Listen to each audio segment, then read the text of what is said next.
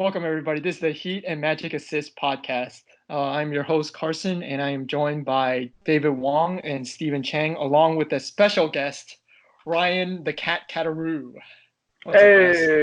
Hey! All right, so today we're just going to start off with talking about the Miami Heat, plus some of the Orlando Magic, and then also some NBA trade rumors. So I just want to start off with the Heat. They played 3 games last week, and they were 2-1. Well, they lost 2 and won 1 game. I don't know where to start with this because when I was watching those games, like they were just god awful against the Wizards. Like they allowed the Wizards to score I think they had 61% field goal percentage as a team, which was insane. And to be fair, the Wizards has been really hot lately. 61% though. They've been hot, but 61%. I haven't seen their other previous field goal percentage, but 61%, that's pretty high. Especially on a team that focuses on defense. 61% that's insane. Now they did bounce back against the Raptors, and it was a really slugfest against the Raptors because the Raptors only scored 76 points, but the Heat only scored I think 84 points. Mm-hmm. So, nah. Yeah, not to mention the Raptors didn't have Siakam or Gasol. Yeah. I'm not that worried about Siakam because Bam Adebayo shut him down, so I don't care about him. So he's not that big of a threat. But the game that, besides the Wizards game, the game that made me give him a little pause to think that they're a really good team and getting past the first round is when they played against the Magic. Because I was there live. I saw the game live. Man, they weren't making shots. They couldn't do anything against the Magic. They 6 points in the fourth quarter against the Magic. Now, it was a back-to-back, and the Heat have have lost pretty much almost all their back-to-backs, the second games on the back-to-back. Mm-hmm. You can't, against Magic? Come on, man. It's the Magic. What? Are you serious? Magic has always given the Heat problems. No, they have not. Yes. No, I don't. Magic didn't even have Jonathan Isaac, and they still. That was even worse. That would make it even worse. It was just. Yeah, that's pretty bad. However, I will say that the Magic have I forgot what the exact statistic was, but they're ranked 5th in defensive play overall in the league. Yeah, so I mean, there could be better teams or a lot of other teams that would be a worse significance to have scored 6 points in a quarter too. The Magic suck, but defensively they have their strong suits. No.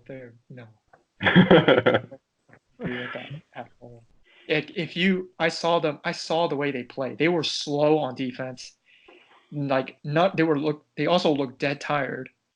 They just didn't hustle for anything. And Jimmy Butler called them out.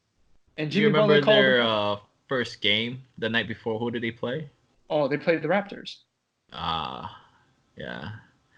That must be rough. I guess they flew from Toronto to Orlando. No. They flew from Miami to Orlando.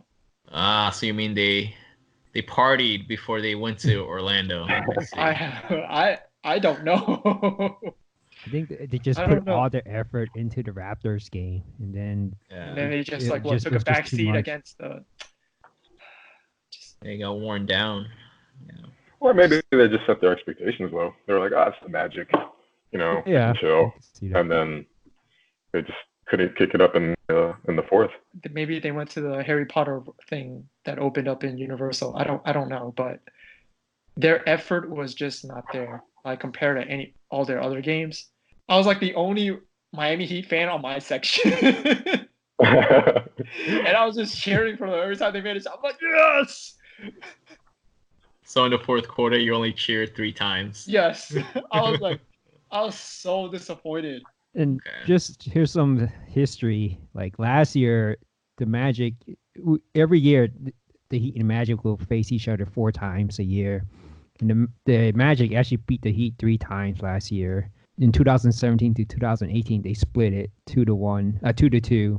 And then in 2016 to 2017, the Magic once again beat the Heat 3 times. So They do beat the Heat. I don't know if you blocked it out of your memory, but I remember always beating. I Well, blocked that out of my memory. That team to- is insignificant to me.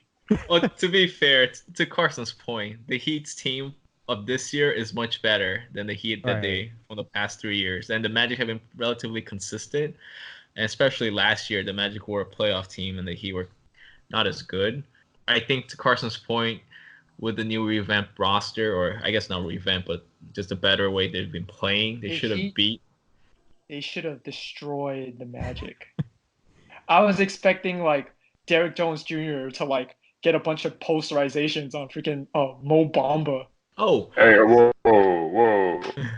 That's all Talk I'm about gonna my say. Mo like that, bro. Yeah, I don't see how he. That's all I'm gonna say. Hey, he's done it already. He did it to Rudy Gobert already. That's Gobert. Bamba's a different beast, man. You see Rudy Gobert have a song by Shaq West about him? No. That's Mo Bamba right there. Put some respect on his name, son. So then, what do you think is the weakness of the Heat? Like, how they can improve, especially for they trades? need to get out of that. Like, I feel like they're in that right now. They're getting ahead of themselves. They're like, man, we're at third in the East right now. We have a really good record. We're probably beat all the crap out of all the other teams. Like the only threat to us is probably Boston, Philly, and Milwaukee. I feel like that's what they're thinking right now. They're thinking that because of their record right now, that all those bad teams, pretty much at 5 to like 8, they can just wipe the floor with them, and they shouldn't even try. But I don't think that's the case. You still need to these games that against bad teams, you need to beat them because you want to get home court advantage in the playoffs. Miami Beach, that city is undefeated. If a team rolls in on a Thursday and their game is Friday, the Heat are definitely going to have a 99% chance to win because everything is like that. It's always like that. Well, just they only have one loss so far at home. And all the other losses has been on the road. So that's, I mean, they're kings at home. They definitely and even that loss at home was questionable. What did they lose to? Lakers. Oh, yeah. And it was questionable at like the last 5 minutes of the quarter.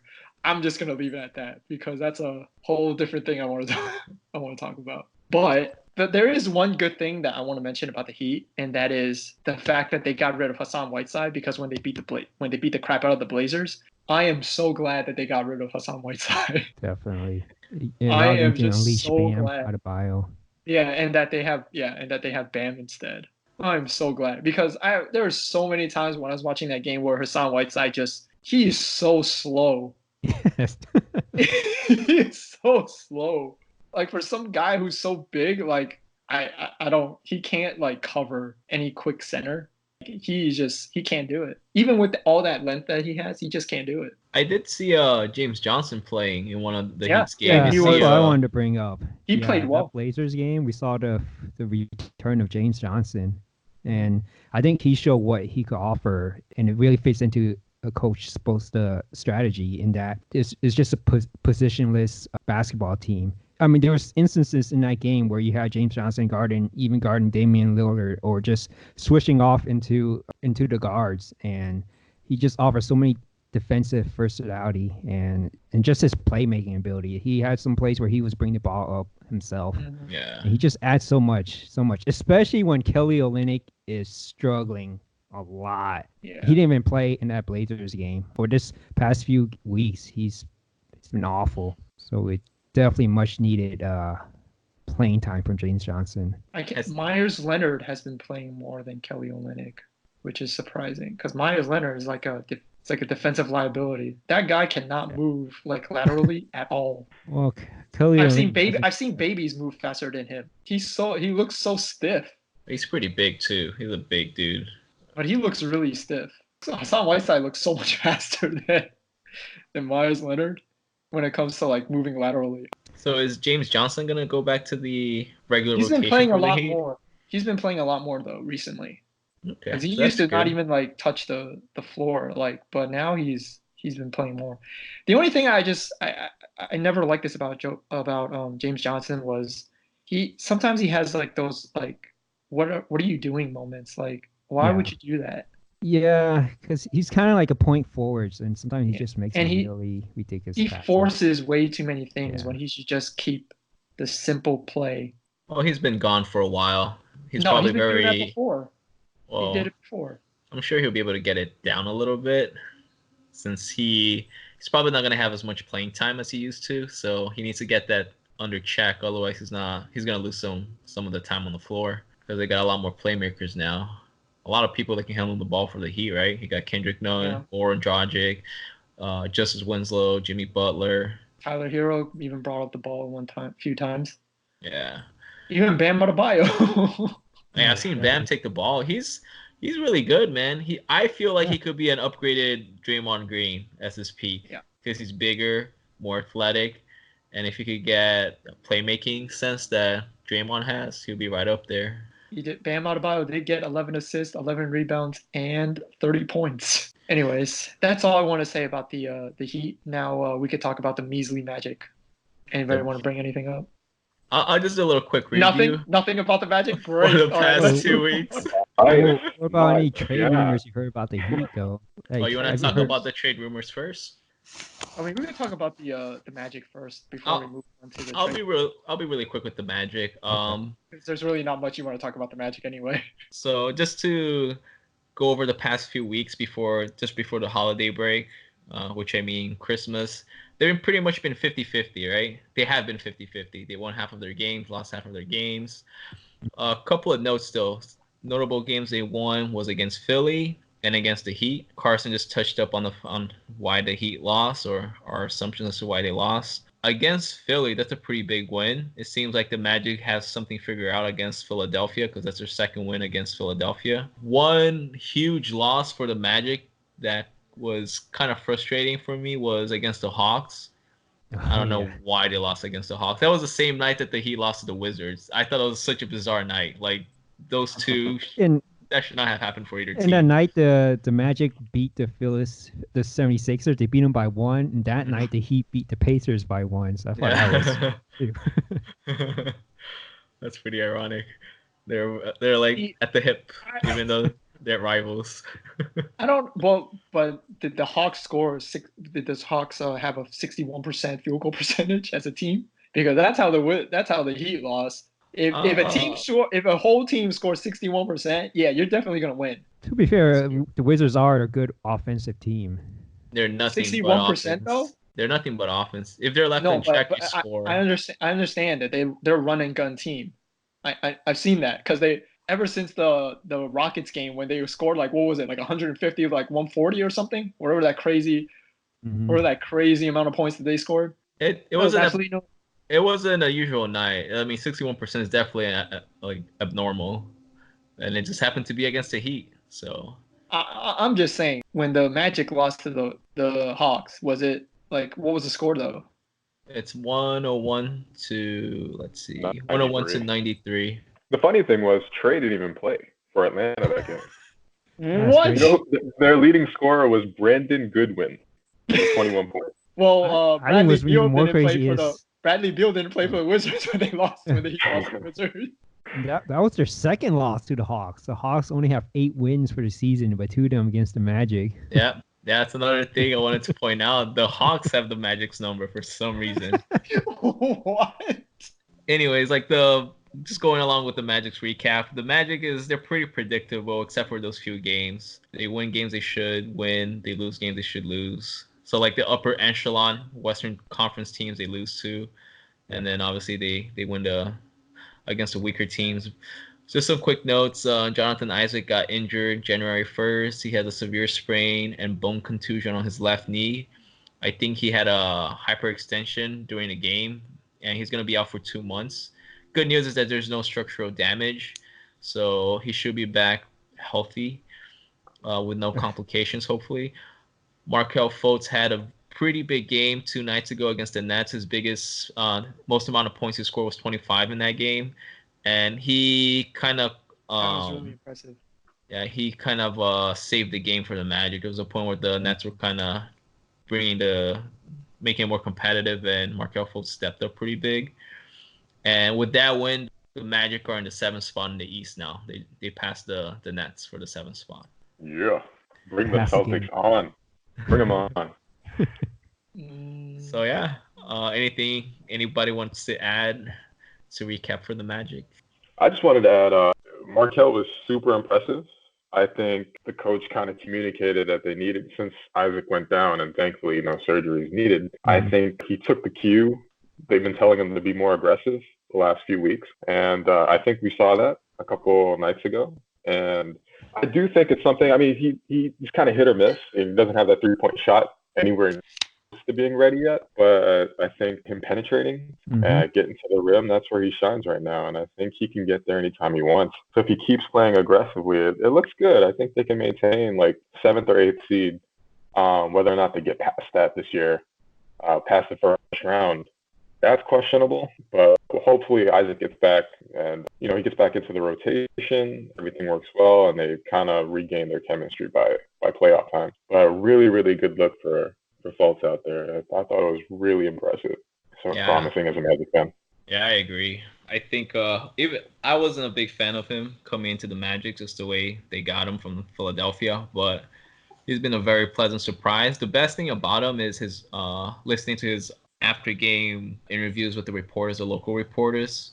He carries himself pretty well. He says the right things. He doesn't seem like he brings a lot of drama or a lot of issues. His a lot of the reports about him in the locker room are really good. He's a very very social, very he gets along with his teammates pretty well. So I think it'll be a good investment, him and Jonathan Isaac, for the Magic's future. Maybe Mo Bamba will get up to their level too. So there'll be a good core. I don't know how far they'll be able to take it, but if I was the Magic, I would want them to focus on building around them and maybe start getting rid of some of the veterans that we see are, their potentials are kind of... Interesting you say that.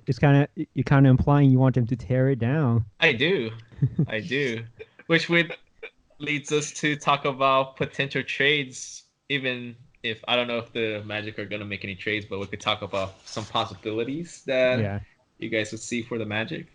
Well, I just want to raise this one possibility of where they actually want to try to win, because you guys mentioned they just moved into the 7th seed. So if they were to go to the playoffs, the 2 seed is gonna be, seems like it would be between the Miami Heat or the Boston Celtics. Now I raise this scenario: if it's the Miami Heat that gets the 2nd seed and the Magic are the 7th seed, they'll face each other in the first round of playoffs. I kind of think that Magic fans think they have a chance against the Heat just based off, their past head-to-head record. Hey, I wouldn't put it past them. Yeah, I wouldn't either. I wouldn't either. I mean, so for me, I think that kind of raises a scenario where they kind of want to be in the 7th seed, and maybe with all the injuries, they might have to make a trade to stay competitive in the 7th seed, just because they're only half a game above Brooklyn, who's dropping really fast. Yeah. Rapid decline. Oof, rough. But if they want to stay competitive, like I do think they kind of have to make a trade. The only problem is I don't know, they don't really have an asset to trade besides like draft picks.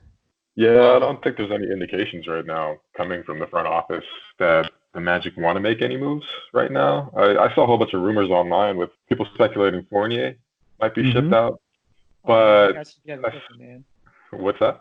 I should get rid of him. I think so, personally. I don't think the Magic will be able to take that next step without getting rid of either Vucevic. Well, I think if you're going to get rid of one, either Vucevic or Fournier, you have to get rid of the other because they work as a tandem. They've been playing 2-man ball since 2 years ago. Kind of fallen in love with it. So if you get rid of one, I kind of agree. I wouldn't say blow it up, but getting rid of Vuce and getting rid of Fournier, those are your 2 top scorers. I mean, if that's blowing it up, then sure. I still think priority has always been the core, the young core. Gordon and Fultz now, and Bamba and Isaac. I think once you keep those guys, you should be good and you have an actual chance. Definitely not this season. I don't think there's anything they can do to get out of the first round this season. But next season, trade, maybe move Vooch, maybe move Fournier, see what you get back in return. I don't know, DeRozan. People were talking about DeRozan for Fournier. I don't think the salary stuff works out to make that possible, but who knows? I don't like that trade. I mean, I like DeRozan as a player, but I think if the Magic do that, whoever authorized that trade needs to get fired. So I guarantee you, if Fournier goes to the Spurs, he's going to turn into an all-star. He does seem like he would flourish under Potter. I feel like he would fit with the Spurs. The next coming of Manu, the next Ginobili. Yep. I feel like he fits with the Spurs because the Spurs aren't going to ask him to be like the main scorer. They're just going to ask him to play within their system, which I feel like he will work fine.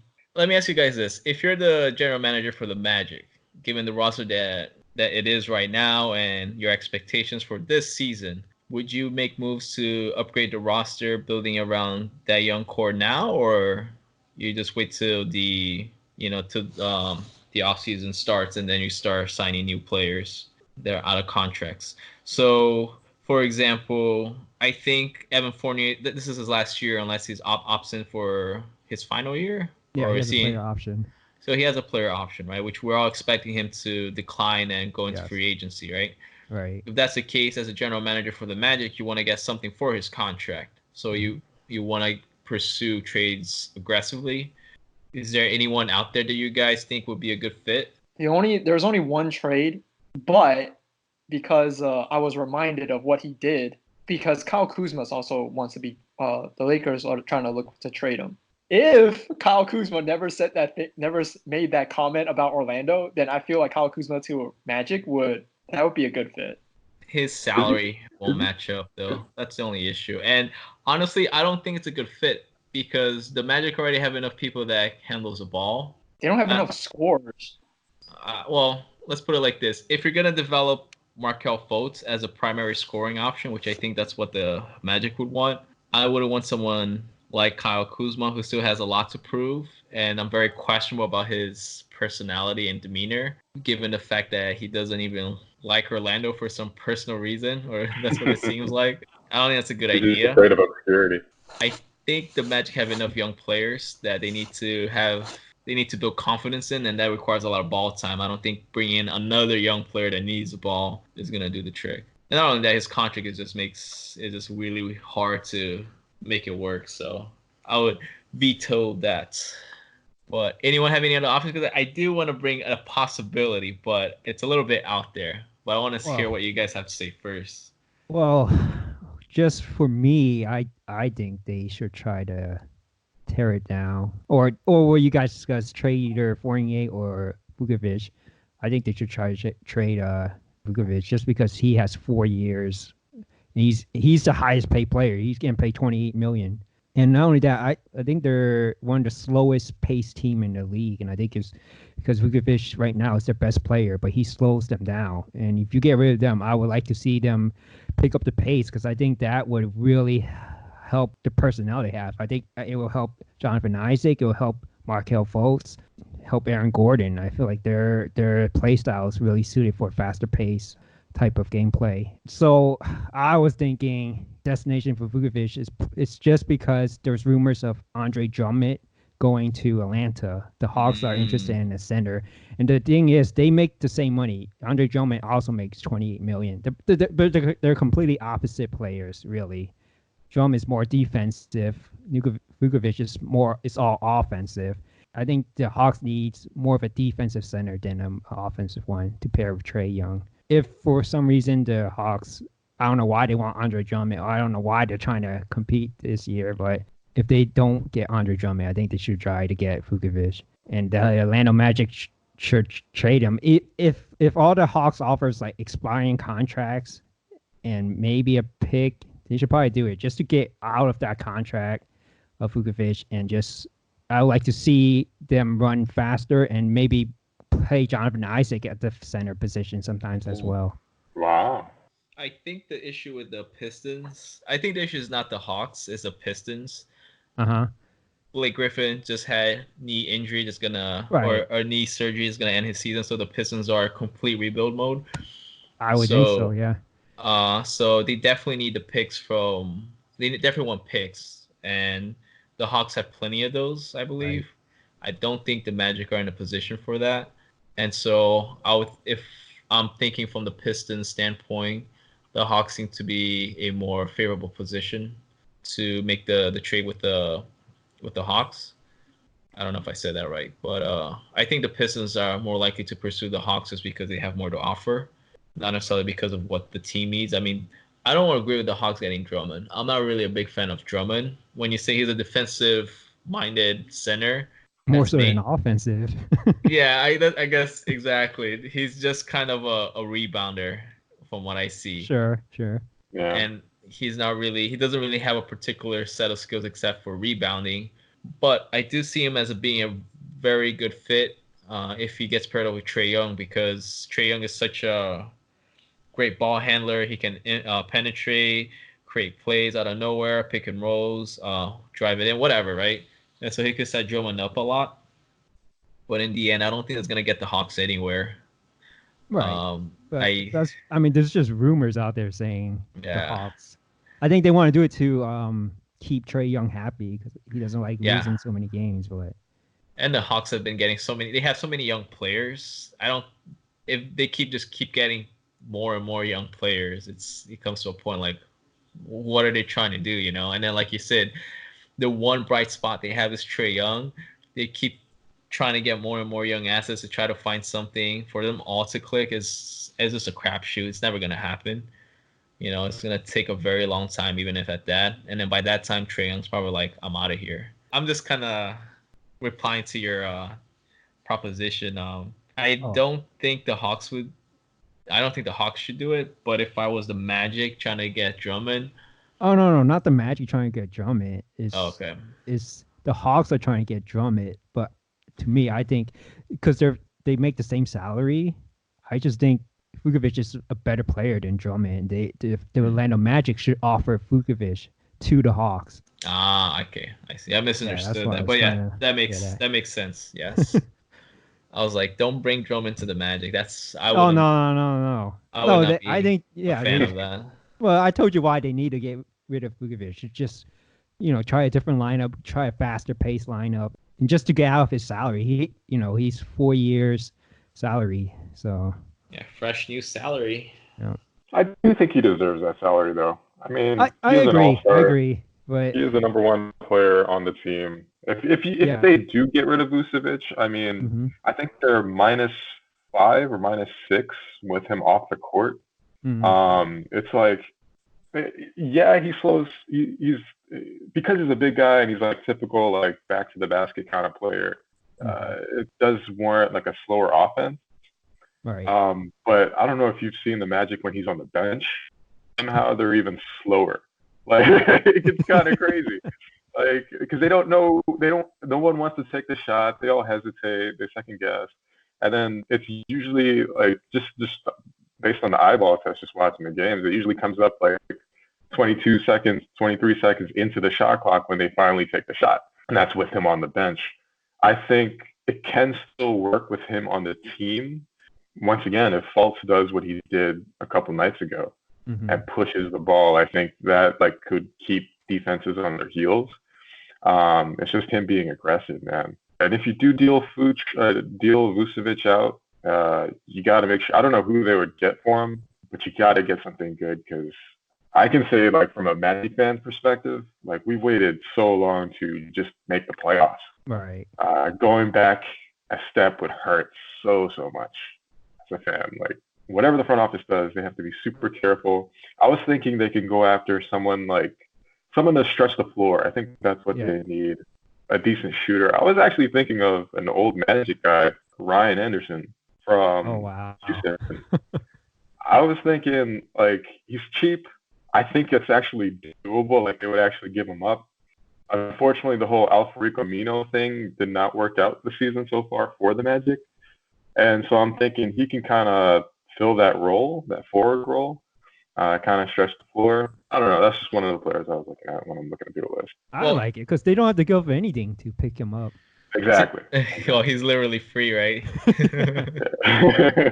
Well, to add to what Ryan said, actually, that's kind of goes into what I was thinking the Magic could try and go for if they're really trying to make a push, which I wouldn't do, but if they were trying to make a push, there is a very unhappy stretch four out there that wants to be traded. I don't think Orlando would be his favorite choice, but it would be a playoff team. So Kevin Love clearly wants out of the Cleveland Cavaliers. And I was thinking if the Magic are in the mode to get rid of Fournier and Aaron Gordon, it bring a lot of flexibility to bring Kevin Love and have a defensive-minded shooting guard, a 3-and-D shooting guard that's more defensive-minded and not as not as offensively prone. But I was thinking that might be a scenario since a stretch four. I agree with Ryan. A stretch four would be really good for them. Wow.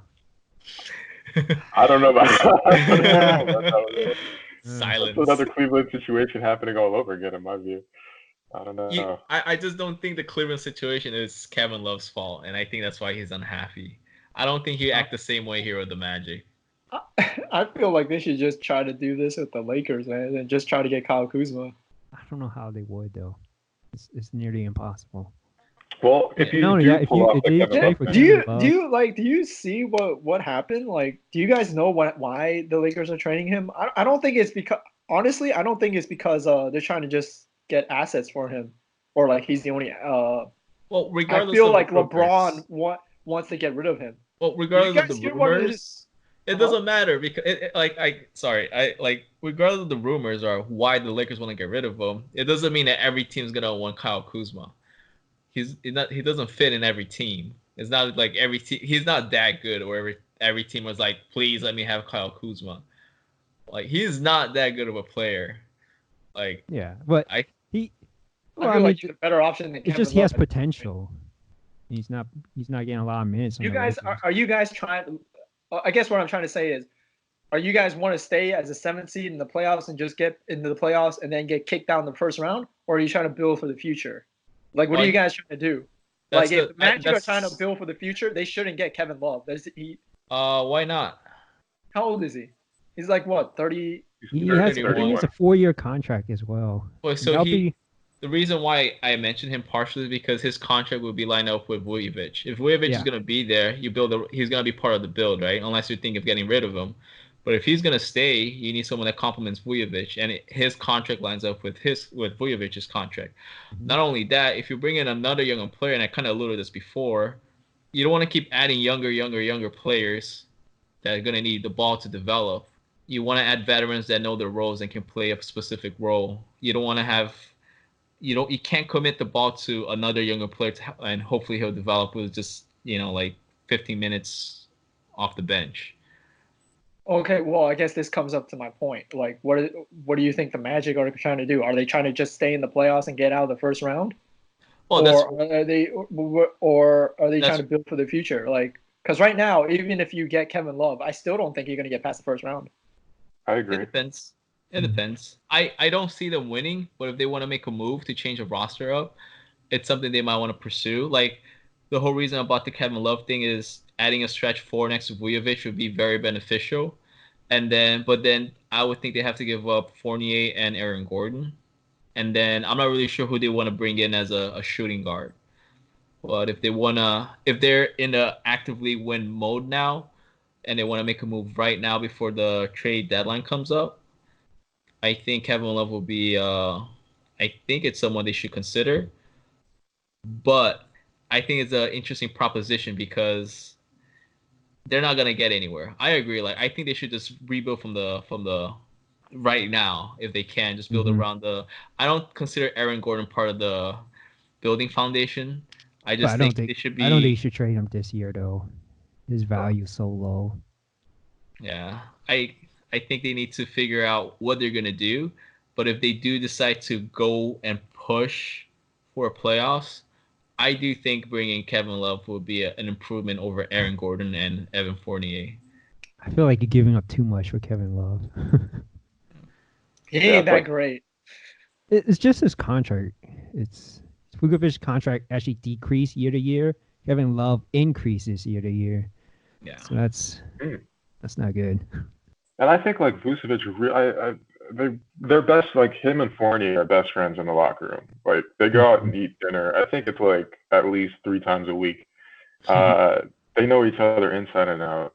That's why, like I said before, it's like when you have one, you either have both or you get rid of both. Like, I really think Vucevic, like, if you get rid of just Fournier, I think you'll see a negative impact on Vucevic's game. So I worry about that if you do deal him out. Just from a locker room perspective, yeah. Yeah, even on the court, because like whenever the Magic's offense stagnates, as it often does, Fournier and Vucevic, those are the like Yep. you just see the ball going between the two of them, just back and forth, which is like one of the faults I think of their offense. You mean Terrence Ross isn't being the offensive juggernaut that he is? Comes off the bench. Don't get me started. He's so inconsistent. He's always been, but I don't know. Magic fans love him. Magic. That's his game, man. Well, when he's on, he's ridiculous, but when he's off, it's ugly. And I think that's hurt him this year. They were really depending on Ross to be a big factor. Yeah. Especially after he had a good year last year. That's a bad person to lie. Yeah. Contract year, right? He played really well for that contract, which I think is why Fournier is playing so well this year. I think wherever he ends up next year, I don't know. It'll be hard to see him produce. You don't think the Magic should re-sign him then? I don't. I don't like. You talking about Terrence Ross or you? Evan Fournier. I just don't think. The main reason he's playing was because it is his contract year, so he's focused. Mm-hmm. But if you see the past couple of seasons, he hasn't been playing as well as he is this year. Yeah. He had a rough start. He had a rough start this year. He just was not shooting. It kind of continued from late last year. Even though the Magic were on a run late last year, he just kind of fell out of it. And then this year kind of was still in a slump for like a good 3-4, like the first month was terrible. And then he kind of came back into his own. I think David mentioned it, like his stock is kind of up right now. So if you do deal him, I think now would be a good chance. It's the right time. Yeah. But I think we all agree, like, with their current roster, out of the first round into the second round is highly unlikely. I guess what brings me the urgency to trade him is what you mentioned before from last year was what I remember the most is during the playoffs. He was god awful. Like, man, he couldn't make anything against the Raptors. The only bright spot in the Raptors series last year was Aaron Gordon. That's the only thing that's keeping me from dismissing him outright. I think he is. I think it's just all his injuries. That's why he's down this year. It could be just because it's not like crunch time yet. A lot of players Aaron Gordon's tend to play game better. is built on athleticism. Well, I don't think there's been a lot of injuries since the playoffs last year. And I think he's just kind of like in cruise mode I'm hoping he's just in cruise mode until like maybe after All-Star break. And as for example, like the Clippers, they're not even holding practice because it's January, right? You talk to I was listening to the podcast where Matt Barnes was talking about preparing for games or whatnot. And he was also talking about it in the jump where it's January. Like a lot of players, they don't care about basketball right now, especially the veterans, because the veterans that know they're going to be in the playoffs, January is like, it doesn't really matter to them. You know, they don't really care until after All-Star break. That's when things start kicking up. And I think that's what Aaron Gordon might be doing. I'm hoping that's the case. I'm hoping he's going to turn it up after All-Star break. And I think that's kind of what happened last year. That's when the Magic started doing really well after the All-Star break. So we'll see. Terrence Ross was a big part of that, though. Like, that push that they had at the end of last year, he was monumental. If he can replicate that, then yeah, they got. I don't know. Just based on interviews and stuff, Aaron Gordon doesn't strike me as one of those kinds of players that takes nights off. I think it's a little more worrisome that he kind of regressed from early last year. Yeah, he had that shot going, a 3-point shot going, and now he doesn't as much. I don't know.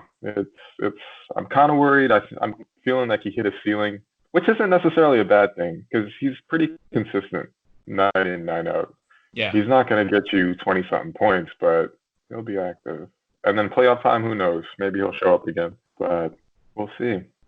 What do you guys think? I just want to ask this one thing. Did he start playing bad after he became a movie star or no? Wait, what movie were you talking about? The Uncle Drew movie. Wasn't he in it? Was he? I don't watch awful movies, so I don't know. Oh my god! You didn't see it? You guys didn't see it? You know what? Yeah, I think he was in that movie, wasn't he? I know. I meant to. Yeah, I think you're right. Well, it was whatever after his last was it ankle injury, I think it was, or Achilles injury he had that made him miss that dunk contest last year. His game kind of changed. I think it was last year. He just seems a little less confident and less aggressive on the court, and it's kind of just continued. He's shown flashes, just kind of like Fultz was a couple nights ago. Whenever they're aggressive, man, like I think the main issue with the Magic is mental. I think they have the talent, they have the length, they have the speed, and when they use those things by pushing the floor and or pushing the pace and being aggressive, it's crazy. Like they can shut down people on defense. They don't have a shot even if they're aggressive, but at least they can get to the line. It's just they don't do that on a consistent basis.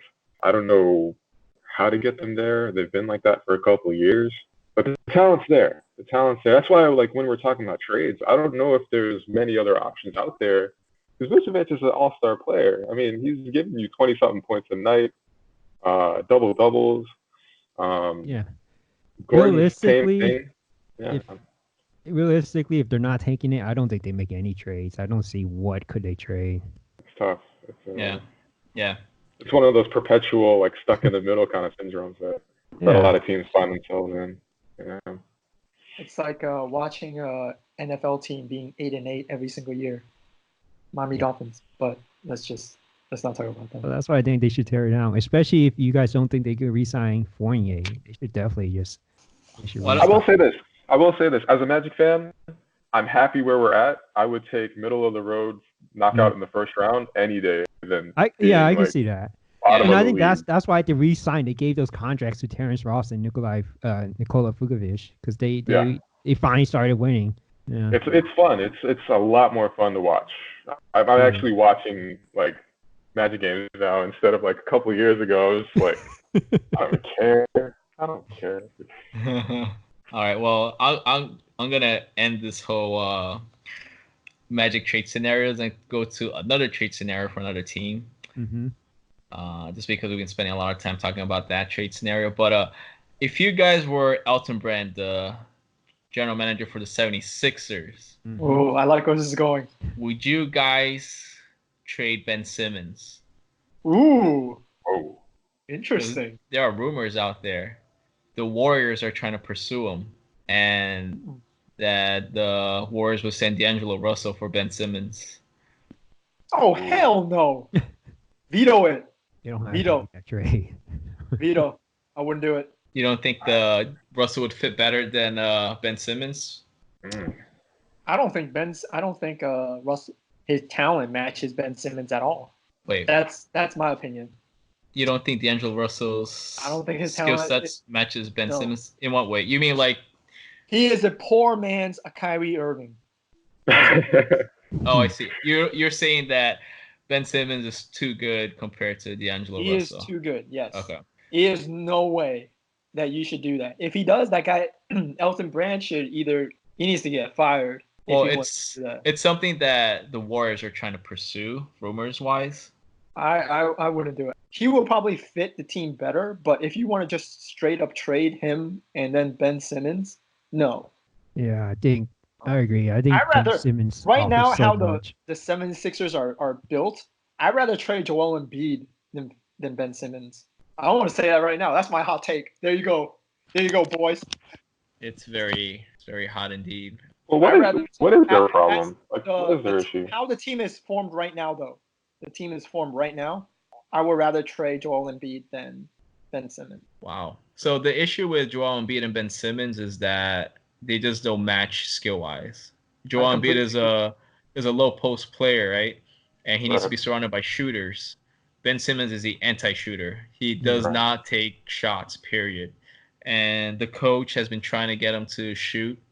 Like his goal at the beginning of the season was to have Ben Simmons shoot at least 1 3-pointer a game, just to let him build confidence. He's shot maybe 3 times this whole year. And so he's gone out publicly and saying like, it's my fault. He hasn't shot any 3-pointers or any jump shots whatsoever. So he's not willing to change his skill sets. And so now they're kind of stuck because they don't match up at all. When Joel Embiid is on the floor, the offense goes through him.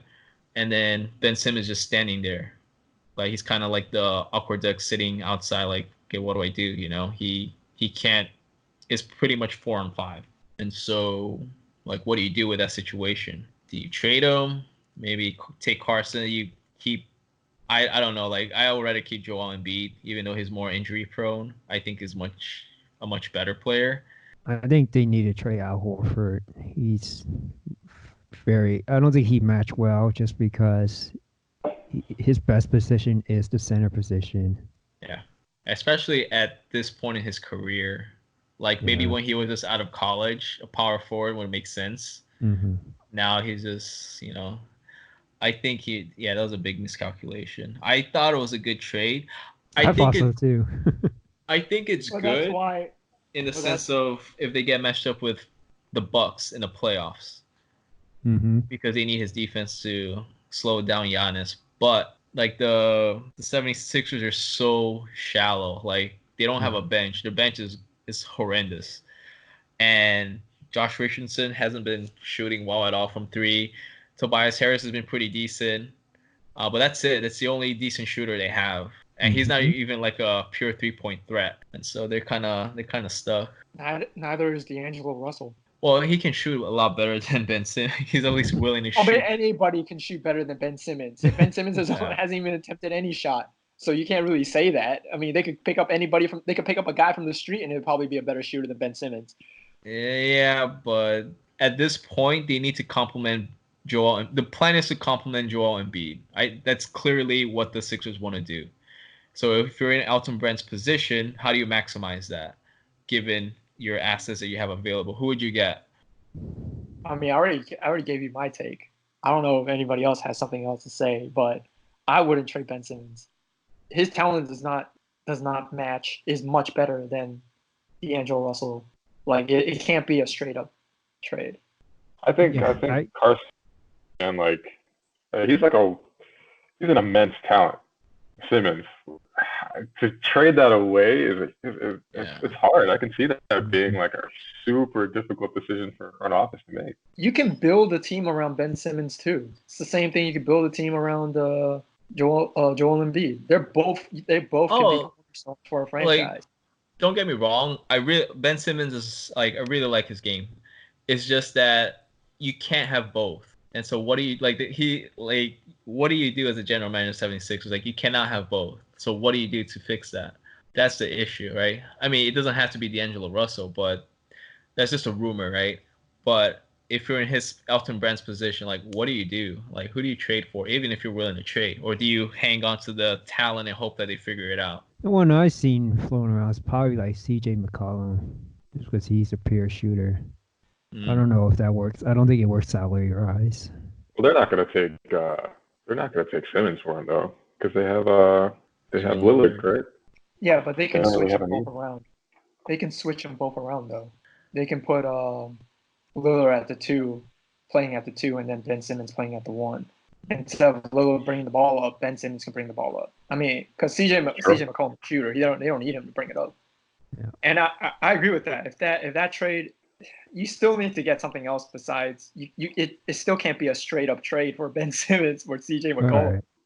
All right, I got one, but it doesn't involve Simmons. How about we do Joel Embiid? I know you said they're not interested in trading him, but what if you do Joel Embiid for Kristaps Porzingis? Boom. You don't want to know what I think of Kristaps Porzingis. Yeah, I don't know. Unicorn, baby. I mean, if you want the Mavericks to win a championship, that's definitely a step closer for them. Luka with Embiid? Are you kidding me? That's crazy. That would be nice. I just want to say, Luka is gonna be an all-time great. If he stays healthy, he's definitely gonna get past Dirk. But that's my take. Anyways, we'll talk about it another time. Yeah, I just thought that was the whole trade rumors about Ben Simmons was interesting because it's a very hard position to be in to figure that out. No matter what, it's a hard decision. I think considering it. I think they have to. I think the only person they could trade that will improve the team is trading Al Horford, but who wants his big contract? At his age, it's tough, man. Yeah. Like, Ben Simmons is only making $8 million right now. That's his salary right now is $8 million. He can guard one. He can pretty much guard 1 to 5. like I don't know why they would even consider like trying to trade him instead of Joel Embiid. I mean, I would much rather trade Joel Embiid because at least I know Ben Simmons is more likely going to play all 82 games of the regular season instead of Joel Embiid, and he could actually play over 30 minutes a game. Joel Embiid, they're limiting his minutes. Even if he can play all 82, they're still limiting his minutes. Did you guys see that? Not only that, but he has finger? a weight. Yeah, I was gonna say that, Ryan. That Exactly. thing I was gonna so ask that. gross. Oh my lord! That thing was disgusting. I've cut human body in half in med school, and I still haven't found anything that disgusting as Joel Embiid's finger. It's like hanging to the side. Yeah, it was like sideways. Oh. Yeah, he's not And he kept playing playing. tonight. Oh yeah, he continued playing, right? I think he's taking the night off tonight. Good for him. He deserves that. How can you trade someone? How can you trade someone, Carson, after they played after such a bad dislocated finger?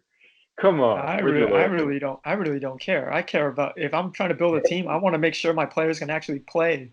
If you're injury prone, I want to trade you. Yeah, I'm not going to keep him. Why would you want to do that?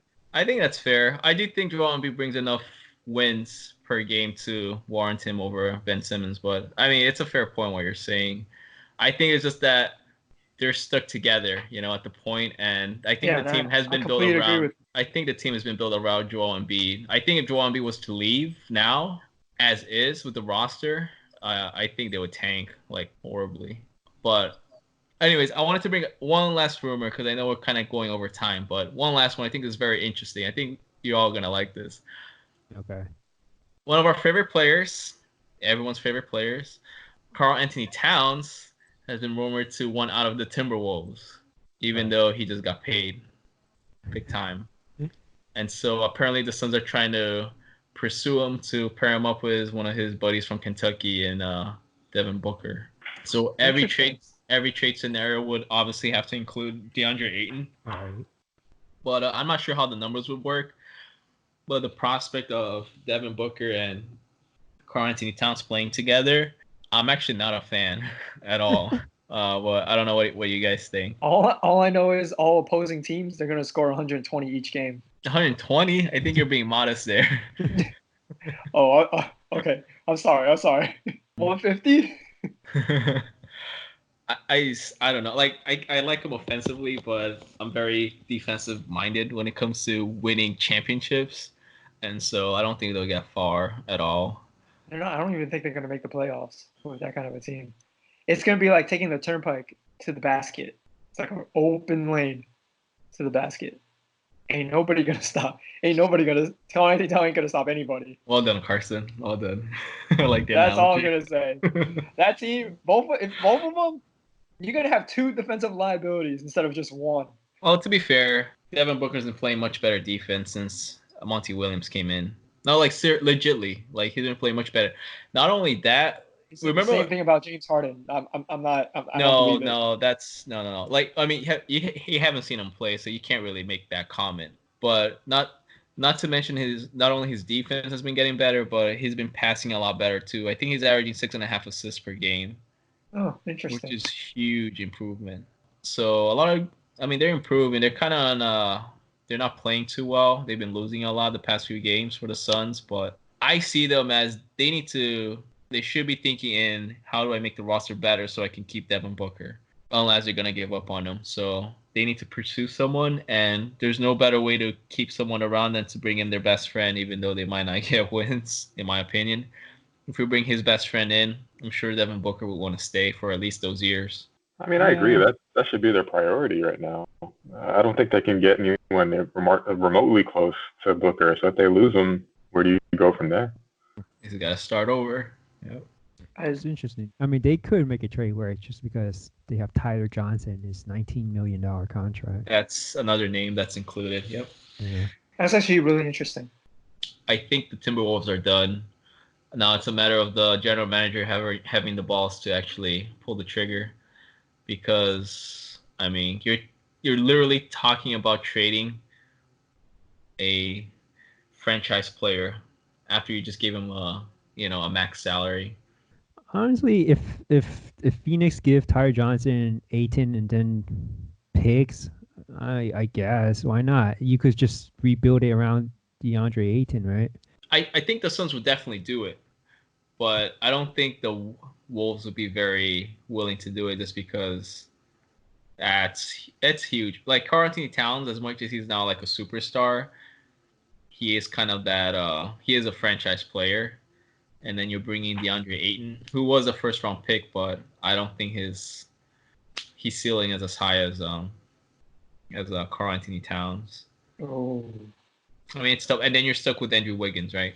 I'm gonna leave that out. Yeah. It's like Andrew Wiggins. So the Wolves, they need a point guard. That's who they're actively trying to get, like as a source, as a factual statement. Well, if they need So, one, I they don't could know. just if they trade with the Suns have plenty of guards. Do they? Pretty sure they do. They stockpiled a lot of guards. Not point guards though. Well, I just said guards. I didn't say point guard. So going along with that statement, Carson, a team that has a lot of potential to be a seller is the Raptors. Even though Pascal kind of made an resurgence, they have a lot of expiring contracts and assets that contenders want or teams that want to be contenders will want. So Kyle Lowry has this year and next year available to them. So the Timberwolves have been trying to get him to upgrade him from Jeff Teague. And then what I was thinking the Heat should try to get if they're gonna go all in this season is try to get a big man to compete against the big bodies against Embiid and Giannis. That's what I was thinking. Yeah, Marc Gasol. He's on an expiring contract as well. Maybe spice the deal up and tell Gasol, look, we'll sign you up for another deal, as much money as we can give you, so then he can get off the books on the 2021 season. I don't think they're gonna do that. Well, I don't think they're gonna do that. It's an option, right? And then another guy that's probably on the trade block is Ibaka. So I think his contract is expiring as well. So I rather much do that. Really? You rather have Ibaka than Gasol? Really? Oh wow. He's having a good year, Ibaka. He's putting up decent numbers. Yeah, I feel Ibaka would fit better with the Heat than Gasol. I think that he needs to worry about, if they want to compete in the East, they need to worry about how to stop Giannis and Embiid.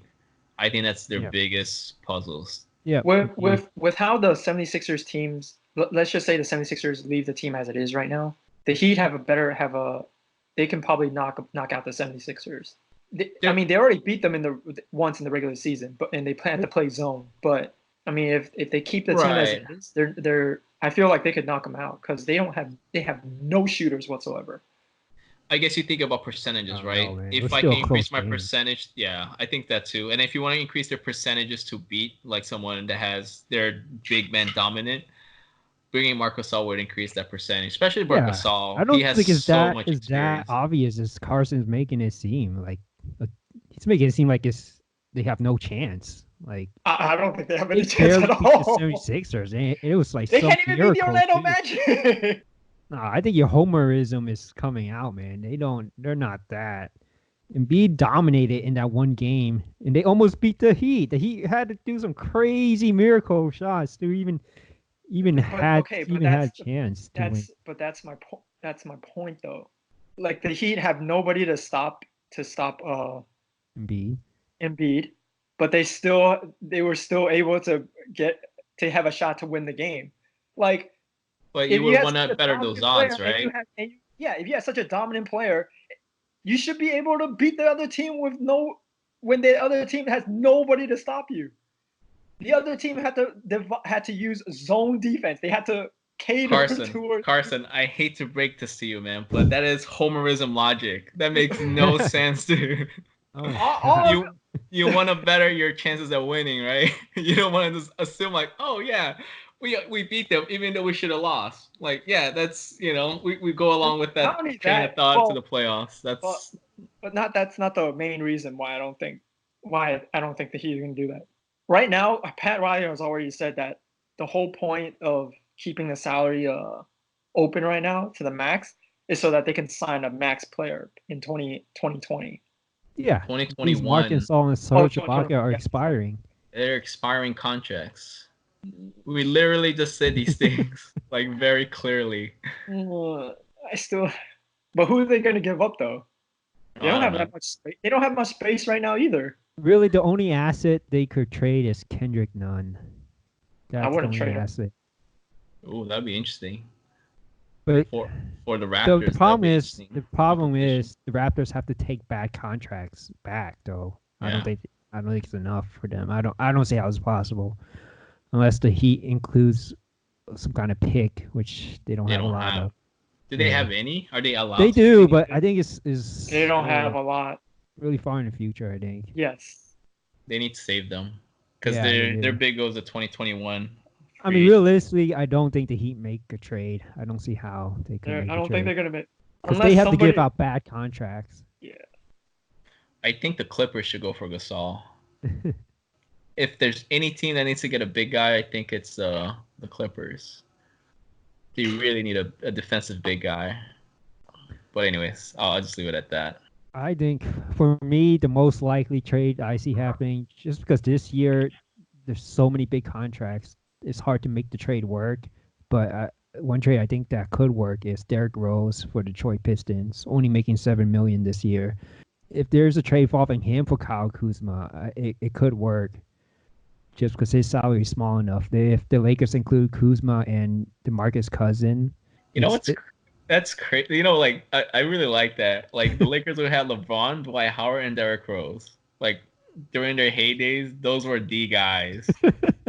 I don't know. Sorry, I was just like. Yeah, I mean, that's what they need. They need someone. Why? How was that? How would that even fit? Derrick Rose definitely would be played. They could use them a lot. I agree. Yeah, and the salary fits. The Detroit Pistons get back Kyle Kuzma.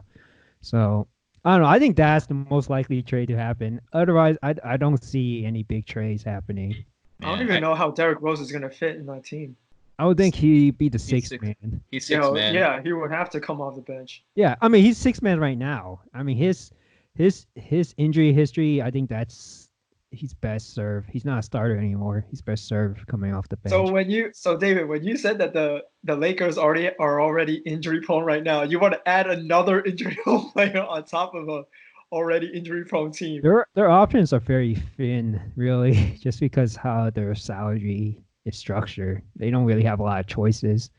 I think if they don't get Darren Collinson, which means that he would go to the Clippers, then they should get Derrick Rose. I think Darren Collison should be the first option because then they could still keep Kuzma. Yep.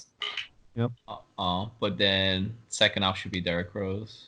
I like that though. I didn't hear that. I like that for the Lakers. I didn't hear either, but it just seems to fit. You know, Detroit is trying to rebuild. Yeah. There's no point keeping Derrick Rose, and he's having a really great season. Okay, I got one more if you guys allow me. All right. What do you guys think of the Thunder? They're in a very interesting position. So interesting. They're in the 7th spot in the West. They're not like near the 8th. They're really far from the 8th spot. So they're legit a playoff team, right? Yep. But they're nothing but assets if you look at their team.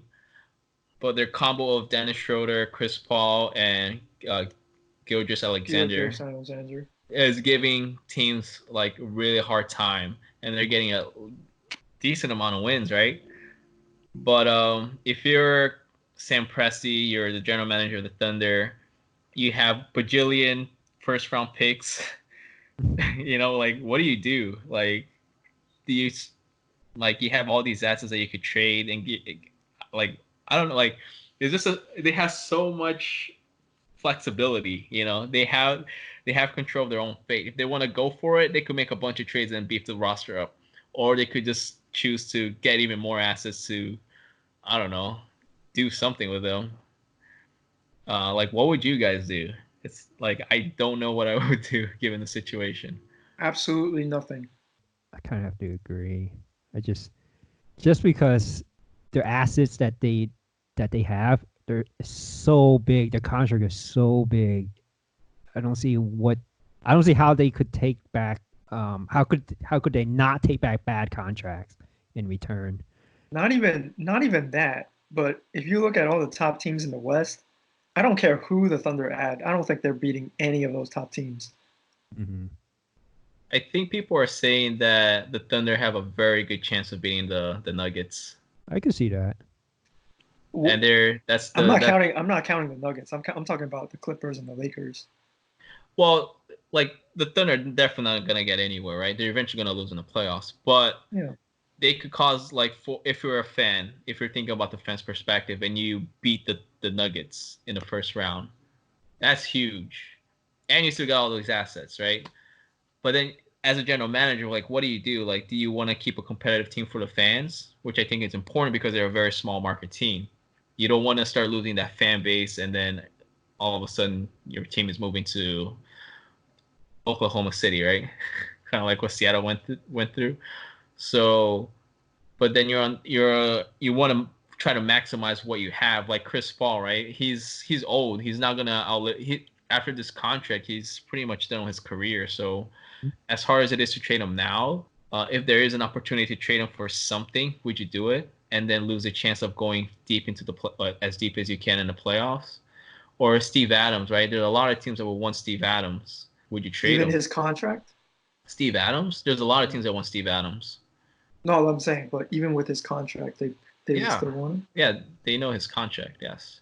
You brought up that point, though. If they're a small market team, draft picks on a small market team are very important. They're very more important than any other, like a New York, LA team, because those are destination like cities that players want to go to. Very good point. If you're a small market, you have to keep your draft picks.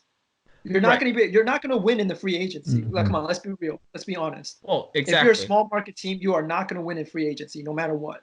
But that's part of the interesting point about them. They already have a bajillion of them. Do you get even more? And just say, screw it. Even though we're playoff bound, let's just keep trying to get first-round picks, even more first-round picks. I feel like they should just stick with their picks and just build through the draft. Like, I'm not saying they should trade. I think if they could, they should. If there's if someone's offering a first-round pick for their 20 million plus players, they should take it. But I don't think there's a contending team that could absorb that contract. But yeah, I think they should.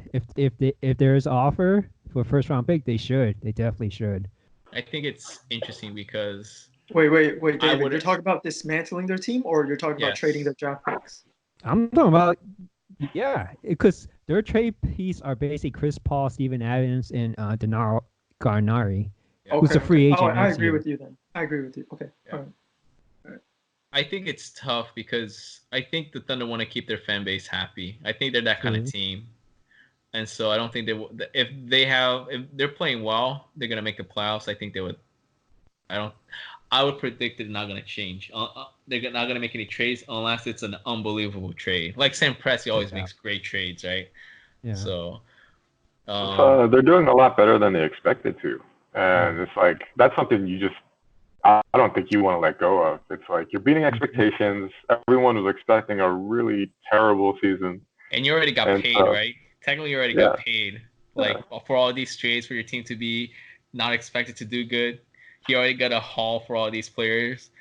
And then Steven Adams was only 26 years old, too. I mean, I can imagine why a lot of teams would want him. He's young. I think he could do well on a team like the Heat that need like a little bolstering down low. I don't know if he's a Giannis stopper or anything like that, or an Embiid stopper, but he hustles. I would much prefer to have him than Myers Leonard. I will tell you that. I say you keep them all. Chris Paul seems to be having fun down there. He's been lighting it up, I think, the last week or so. Mm-hmm. And so, I think they should keep it going. Let the fans have some fun, especially after losing Westbrook the way they did. Like Brian's perspective is very like Orlando Magic perspective. Yeah, It's exactly. like it makes perfect sense. And it's a similar situation. Well, except I see a lot more. Well, I don't know. The thing with draft picks is they can turn into something good, but there's more of a chance that they'll be duds.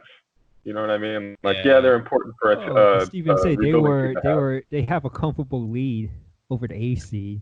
Yeah, and the thing that's so interesting with the Thunder as well, just to add more to it, think about who they've drafted, like this past generation. You got Durant, Westbrook, Harden, Ibaka. Steven Adams. I mean, these are all players that they're all very relevant in the NBA. So now they're gonna have a whole new batch of players they could recruit again. So we'll see who they start drafting. Yeah, but I I think thinking of the fan base is very important because they are a small market team. They're not. If the fans start losing interest, it hurts them so much. They need to keep them I think fans entertained. kind of expect this to be a bad season, though. Yeah, but even so, it's gonna be a bad season, right? And then, but you're doing better than expected. Kind of brings a buzz, like, oh, we're actually doing good. Let's go check them out.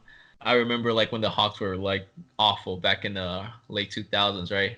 And then they made the playoffs against the first round playoffs against the Celtics. So I'm like, oh, they're in the playoffs? Okay, let's go watch them. It's like gives you a reason to go watch them. And just like for casual fans, right? It's something for Sure. And that's Atlanta. It's a big city, right? And then for someone like Oklahoma City, like what are they gonna do? Go to the movies or watch a basketball game? They have a winning team. It's very exciting. You never know. An atmosphere like that can also, I mean, yeah, they're a small marketplace, but who knows if they establish a good environment down there, like they seem to be doing, they could maybe attract a couple of really good players and don't necessarily have to draft their way back. You know what I mean? It's always a possibility, especially when you have someone that's as well connected as Chris Paul and as well liked as he is. I could see a couple players wanting to, join that. Especially like someone like well, I don't think Kevin Love would be a good fit there, but I can see him preferring a situation like that rather than being in Cleveland. If you were a Giannis 2021 and the Thunder was like, look, Giannis, we have all these draft picks and we have all these players. We could build any team around you. Like literally any team around you because we have all these assets, right? Do you think that's enough to attract like a superstar like Giannis or so maybe like Joel Embiid or any other superstar? Like I'm with Carson. I don't think that's possible. No. Like it's Oklahoma City. Players. It doesn't matter how many draft picks they have. Right. Small market teams, they're not gonna. It's not gonna be well. It's not gonna do well in the NBA. They're just not. I agree. I think if you're talking about, I mean, Giannis is like top tier, right? Like it's like top 3 players. Yeah, no, you're not just gonna. You're not gonna get them. But someone like maybe like a Bradley Beal or something along those lines, like that, I think could be attractive. You know what I mean? I don't even think they can land Bradley Beal. I don't think so either. Really? I think Bradley Beal is in a part of his career where he's got his money. He wants to win. And then I would assume that he knows that if he is a star player on the team, they're not getting a championship. Like, not to, like, I like him as a player, but there's tiers and levels to this game. And I'm sure they should be all aware of what their levels are. And if they're marketing him as you're going to be the guy we get, we're going to build around, he's going to be like, oh, I mean, that sounds nice, but I want to win. Honestly, like those small market teams, the best they can get is mid-tier players. I don't think any of high-tier players are going to go there. Unless, like David said, they already have someone that they drafted. That stayed there for a long, like Westbrook, or let's say his level, not exactly Westbrook, but someone at Westbrook's level at that tier. I think they could bring other players to go play with them. It's like Orlando, man. Who have they attracted in the past decade? Look at Indiana, Milwaukee. I mean, I agree, but then we're also talking about, I mean, like, because they're number 7 in the West, right? They're doing reasonably well. They have some decent young pieces, and I think that's the key, is like having those decent young pieces, and especially, I mean, you got Nikola over there, like Mr. Double machine. Like I see that as a destination. When you compare Denver to I'm sorry, Oklahoma City. I'm comparing the wrong teams. When you compare Oklahoma City to some other options, like what you're listing, like what the Pistons were, what the Magic were, I think Oklahoma's a decent place to land because there's a whole league outside of the top 5 teams. You know what I mean? Like when you're looking at different destinations, yeah, everyone wants to go to those top 3, 4 big market places with all the stars, but there's also a whole lot, like 12 to 16 places you don't want to go. There's a middle ground there, and I think Oklahoma City is like in that little middle ground place right now. Especially for a younger player that's trying to establish himself as a superstar. I think that could be a good place to do it. I'll give you that. Thunder are that type of organization where they go all in for the player and they make you feel welcome, like they did with Paul George, right? That was a success, and so I think that would be an attractive point for players. Right. So yeah, that's all the trade propositions I have. I thought those were all interesting. So there's about a month left in the trade deadline. So, well, if that's it, then I guess that's it for the podcast. This is Carson, and this is the Heat and Magic Assist podcast. See you next week, guys. Bye.